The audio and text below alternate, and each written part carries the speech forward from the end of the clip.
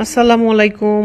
Data শাক দিয়ে গুসা মাছের শুটকি, আর একটা হলো পেঁপে দিয়ে সিদ্ধ করে রেখে দিয়েছি রেডি করে। এই তো ডাটা শাক কেটে ধুয়ে রেখেছি, মাছ ভেজে রেডি করে রেখেছি, এখন শুধু রান্না করার পালা। তো এই তো আমার পেঁপে ভাপ দেওয়া হয়েছে ফ্রাই প্যানে। মানে আমি এখন মশলা ছেড়ে দিব। মশলা রেডি করে রেখেছি রান্নার সহজ হওয়ার জন্য। প্রথমে পেঁয়াজ বাটা, জিরা বাটা দিয়ে দিলাম এবং সাথে হলুদ গুঁড়া, মরিচের গুঁড়া এবং ধনিয়ার গুঁড়াও দিয়ে দিচ্ছি। মশলা একটু নেড়ে আমি এখানে একটু পানি দিয়ে দিব। তাহলে দিয়ে দিব হলো পানি দিয়ে মশলাটাকে ভালো করে উপরে তেল উঠে আসা পর্যন্ত অপেক্ষা করব। এই তো করার পর আমরা ঢাকনা দিয়ে ঢেকে দিব। একটা কড়াইয়ে তেল দিয়ে দিব এখন পেঁয়াজ কুচি, মরিচ এবং আমাদের রসুনটা রেডি করা নাই। রসুন আসলে শুটকির জন্য রসুন হলো টেস্টের প্রধান কারণ। এই তো দিয়ে দিলাম মরিচ, কিছু ঝাল বেশি হবে এই জন্য কিছু মরিচ তুলে রাখতেছি আমি, কাঁচামরিচ। শুটকিতে কাঁচামরিচই ব্যবহার করব, সামান্য একটু গুঁড়া মরিচ দিলে হয়তো দিব পরে। আমি কড়াইয়ে দিয়ে ভেজে ধুয়ে রেখেছিলাম, এখন তেলের সাথে আগে ভেজে নিলাম। নিয়ে এখন বাকি মশলাগুলো দিয়ে দিচ্ছি, সামান্য জিরা বাটা, পেঁয়াজ বাটা।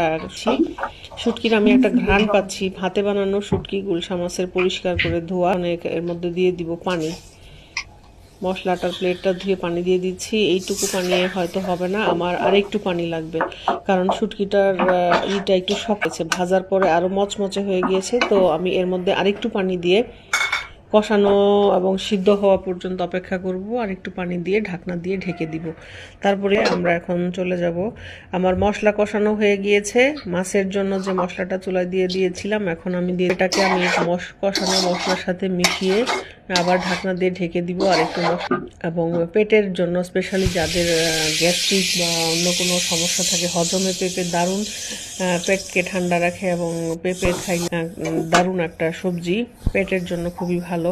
তো আমি শুটকিটার মশলা কষানোর সময় কোনো রসুন ব্যবহার করিনি, তো কিছু রসুন কুচি করে দিয়ে দিলাম। রসুনটাও বেশ কষানো হয়ে গিয়েছে। এর মধ্যে আমি ধুয়ে রাখা এই যে ডাটা শাকটা, কচি ডাটা শাক ধুয়ে রেখেছি, কচি ডাটা শাকটা দিয়ে ভালো করে এখন নেড়ে শাকটাকে কষিয়ে নিব। এখন ঢাকনা।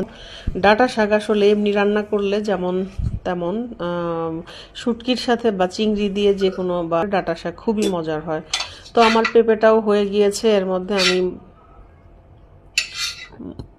ফ্লেভারটা পেঁপের সবজির সাথে মেশার জন্য 2 থেকে 3 মিনিট বা 4-5 মিনিট জাল দিলেই হয়ে যাবে আমাদের। ছিলাম যে আসলে আমাদের অপ্রাসঙ্গিক বা অপ্রয়োজনে আমরা কথা না বলি এবং কথা বলার সময় মিথ্যা। সবাইকে সুস্থ রাখুন, ভালো রাখুন। এই যে আমার রান্না